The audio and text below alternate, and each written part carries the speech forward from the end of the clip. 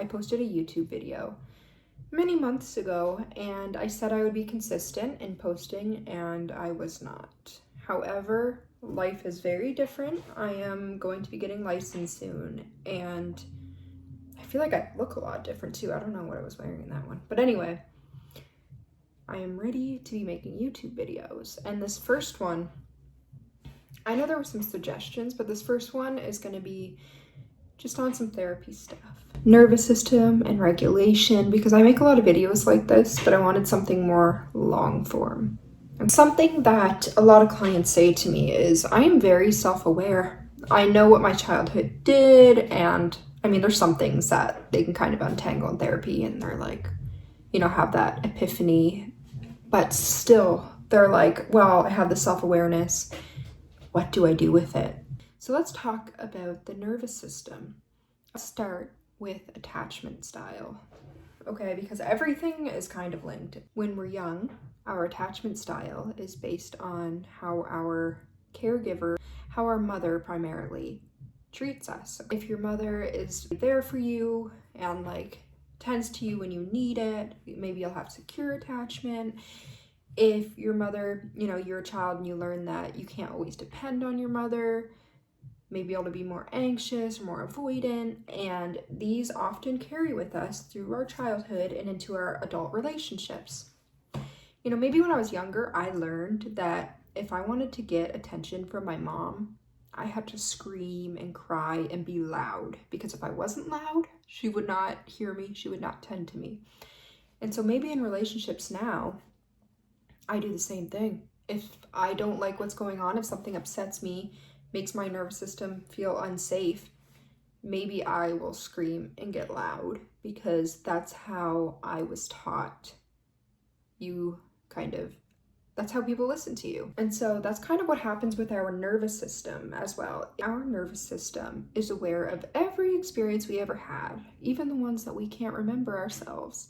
If something bad happened to you in your childhood, maybe you were abandoned by your parents, your nervous system, if it senses something that feels at all like that, or if it feels like it could end up like that, maybe your nervous system is like, I don't want her to get into relationships because she's abandoned by her parents, and I never want her to go through that again.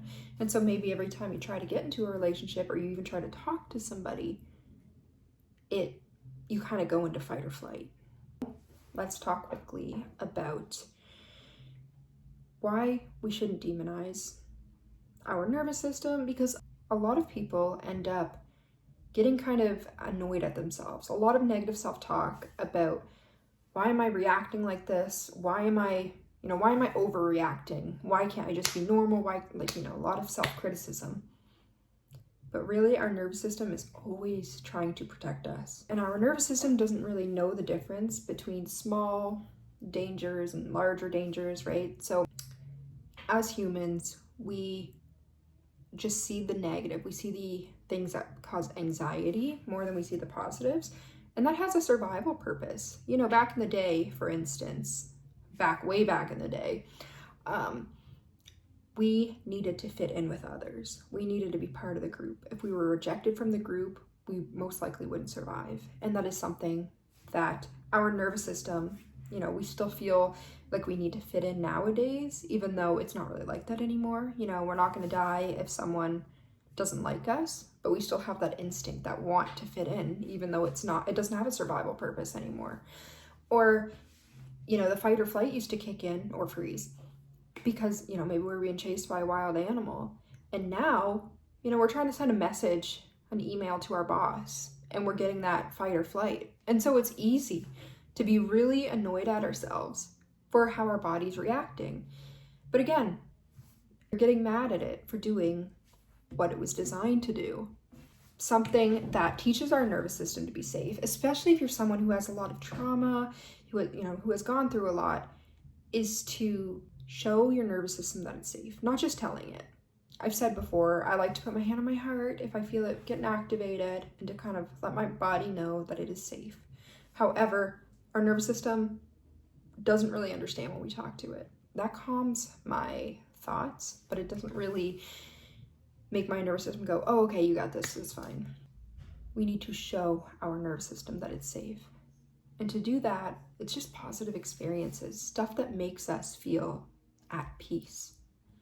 Self-care is a form of regulation.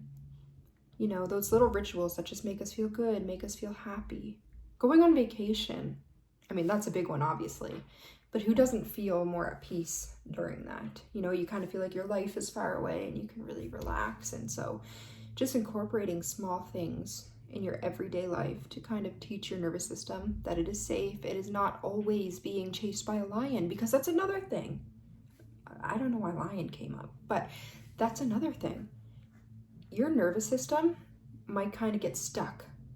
Like, you might have had an experience that happened in the past. You know, you might have been abandoned. You might have been in an abusive relationship, and your nervous system can think that you are still in that. It is constantly going into fight or flight. It does not know relaxation, and so you have to teach it that it is safe. You have to show it that it is safe. I've also come out with something, I'll link it here. Most people might just ask for the link, but I will link it in the description. And it is grounding for when your nervous system feels flooded. And I don't go over anything that I just told you, really. It's more so like, you know, maybe you're in fight or flight, you're having a panic attack, whatever it is. And it is 12 pages, I believe. And it's not like a ton to read while you're having a panic attack. It's like one step per page, pretty much. And it is just, you know, try this, try this, try this. And a smart thing to do is to kind of figure out what works for you ahead of time. Because I've just talked about, you know, the relationship aspect, that maybe if you had an insecure attachment when you were a kid because of your parents, that maybe you will bring that into relationships. That does not excuse bad behavior, okay? And we need to learn the skills so that we do not, you know, sabotage all of our future relationships. It is up to us. We can't not use our past to justify our behavior. It can explain it, but we need to work towards being healthy partners for our partner. And especially because who knows what kind of childhood our partner had. You know, when we start yelling at them because that's how we learned that we will be listened to, that might be triggering for them. Well, it likely is regardless. But maybe they had a parent that would yell at them all the time, put them down all the time, and it made them anxious, it made them sad. And maybe they learned that they had to feel small and they had to kind of, you know, not talk as much. They had to act a certain way to not be yelled at. Okay, so then you start yelling at them because that's what you've kind of learned. And that puts them into that space too, where they don't want to talk. They want to make themselves as small as possible. A lot of it can be letting ourselves know that we are not in that situation in the past. I would say that healthy communication is the number one thing. Instead of getting passive aggressive, yelling, just try to say to your partner, this is how I'm feeling right now. I'm feeling like I want to yell at you because of this. And if you have a good partner, they might be kind of like, they might be freaked out. That's okay. But if you have a good partner, you have a healthy partner, they will understand and they will work with you. They won't make you feel bad. They will communicate in a healthy way as well. After a while, your nervous system will learn that the relationship is safe if you are with a healthy partner. Now, if you are with someone who is abusive or who does just treat you poorly, it might not be safe to even communicate. It might not be safe to set boundaries. If you're in an unhealthy relationship, you might end up feeling very stuck. It might feel awful, and it can be so confusing to know, like, am I the bad one? You know, is it me that needs to heal? And maybe you do have some healing to do, but that person, regardless, even if you were healed, might put you down. And so it can be so confusing. And what I will say, go to a therapist, to be honest. See what they say. They will help you untangle your thoughts. See if you want to be in that relationship. And yeah, so when I talk about the nervous system and attachment, I always like to go into relationships because they are so affected by that. That might be the one place where you notice it the most. So that's what I wanted to talk about today. I know this video is kind of all over the place. You can leave in the comments anything you want me to do a video on. I am going to do a day in the life soon because I'm getting my iMac and setting that up and a microphone, and just I am working on my website, and I'm gonna be making ads, and I have so much to do. But I'm also gonna be gardening, and that's regulation for me. But there's so much I'm gonna be doing, and I'm gonna be outside. And so I kind of do want to do a day in the life when I don't go to my part-time job, because I only go there a few times a week. And when I'm not there or not giving therapy, I just want to show what I do. Hopefully in the future I have a lot more time to relax, but right now a lot of it is content creating and ads and website and everything to kind of try to build my future a little bit.